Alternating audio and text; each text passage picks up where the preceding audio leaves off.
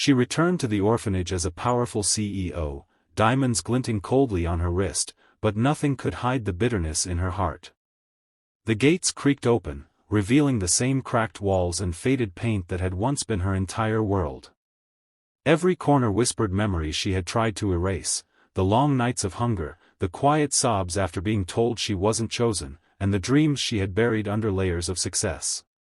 She walked through the hallway like a stranger in her own story, her heels echoing against the floor that once carried her bare feet. "Tear it down," she ordered sharply, her voice slicing through the silence. Her team hesitated, but she didn't notice. To her, this place was a reminder of everything she'd fought to escape. The janitor, a frail old man sweeping the same floor she had once cried on, stopped and looked up. His eyes were calm, lined with age but filled with kindness. "You've forgotten what these walls gave you," he said softly. She frowned, annoyance flickering across her face. "They gave me pain," she replied coldly. He nodded slowly, his broom resting against the wall. "And love, when no one else would." The words hung in the air, quiet but heavy, cutting deeper than any accusation. For a moment, she froze. Something inside her shifted, like a door creaking open to a room long locked. Images flashed before her eyes, the caretaker's gentle hands, the bedtime stories whispered in candlelight, the laughter of the other children who had become her first family. She blinked quickly, swallowing the ache that rose in her throat.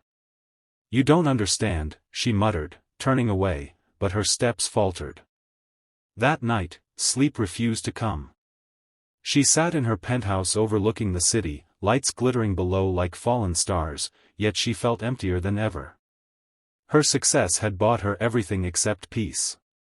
The janitor's words echoed in her mind, "Love when no one else would." She remembered the caretaker, Miss Clara, who used to hum lullabies and tell her she was special even when the world had called her unwanted. She remembered how she'd promised to come back one day, not to destroy, but to give back. Somewhere along the way, that promise had turned into anger, and anger into ambition. She had built an empire to prove her worth, yet it had only made her feel more lost. The next morning, she arrived at the orphanage again, this time without her entourage, without the car or the bodyguards. The children were playing barefoot in the courtyard, their laughter echoing against the old walls. She watched them quietly, seeing her younger self in their joy, in their hope. The janitor saw her and smiled gently. "Couldn't sleep, could you?" he asked. She shook her head, a small, broken smile on her lips. "Those 10 words you said, they made me remember her," she whispered. He nodded. "Your mother here, Miss Clara, she believed in you. She'd want you to rebuild, not destroy." Her eyes filled with tears. She hadn't cried in years, not since the day she'd left this place behind. That day, she made a decision that stunned everyone around her. She sold her mansion, donated her jewelry, and poured her fortune into rebuilding the orphanage. But she didn't just rebuild walls, she rebuilt hearts. New classrooms, warm beds, a library filled with stories of hope, she made sure every child would know they were loved. The janitor became her partner in the mission, and together they turned the place of her pain into a home of healing. One evening, as the sun dipped low and painted the sky in shades of gold, she sat surrounded by children, reading stories just like Ms. Clara once did. Their laughter filled the air, soft and pure. For the first time in years, she felt whole. She looked around, her eyes glistening with peace. "Maybe healing isn't erasing the past," she whispered to herself, "but giving it a new home." The janitor smiled quietly from the doorway, knowing she had finally found what all her success could never buy: forgiveness, love, and the courage to begin again. The next morning, she arrived before dawn, long before the city had awakened.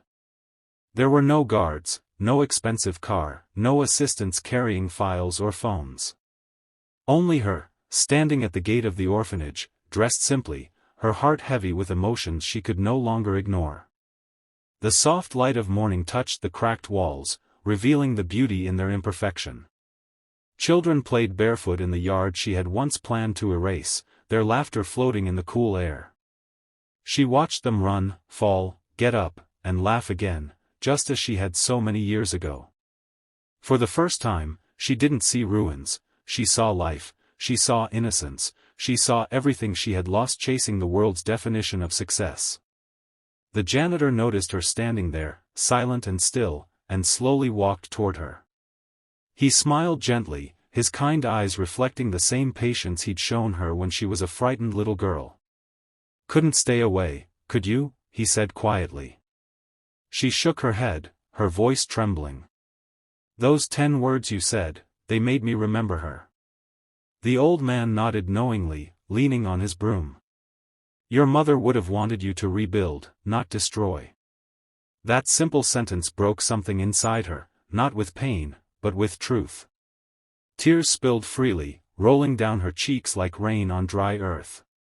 She had spent her whole life trying to forget the orphanage, to erase every reminder of her broken beginnings, but all along, the real healing had been waiting here, in the very place she'd tried to bury. She looked around at the peeling paint, the rusted swings, and the children sharing one loaf of bread between them, yet laughing as if the world belonged to them. She saw herself in them, not the CEO she'd become, but the scared, hopeful girl who had dreamed of being loved. That day, she made a choice that would change everything. She went back to her office and called a meeting, her board members stunned as she calmly announced she was selling her mansion, her cars, and most of her luxury assets. Every penny, she said, would go toward rebuilding the orphanage. Many tried to stop her, telling her it was madness, that her reputation would suffer, that people would think she had lost control. But she only smiled. "Maybe it's time they see who I really am," she said quietly. Weeks turned into months as she poured her time and heart into the place. She visited every day, working beside the janitor, painting walls, planting flowers, even helping cook meals. The media soon found out, but she didn't care about the headlines or the praise.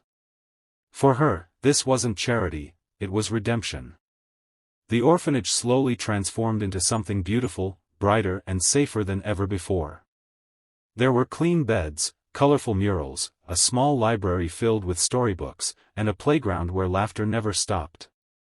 The children adored her, running to her each time she arrived, calling her Mama Anna, just as she had once called Ms. Clara. One night, after another long day of rebuilding, she sat in the children's room with a book in her hands. They gathered around her, eyes wide with excitement, waiting for their bedtime story. As she read aloud, her voice soft and steady, she felt an unfamiliar peace wash over her.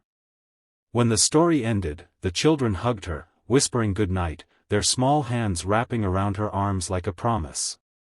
She stayed there for a while, listening to their steady breathing, the sound of innocence and safety filling the air. She looked up at the stars through the open window and whispered, "Maybe healing isn't erasing the past, but giving it a new home." The janitor, standing quietly at the door, smiled. In that moment, she knew she had finally come full circle, from a lonely girl who wanted to forget, to a woman who chose to rebuild. Her pain had not vanished, but it had transformed into purpose. And for the first time in her life, she didn't feel empty anymore. She had found her way back, not to where her story ended, but to where love had once begun.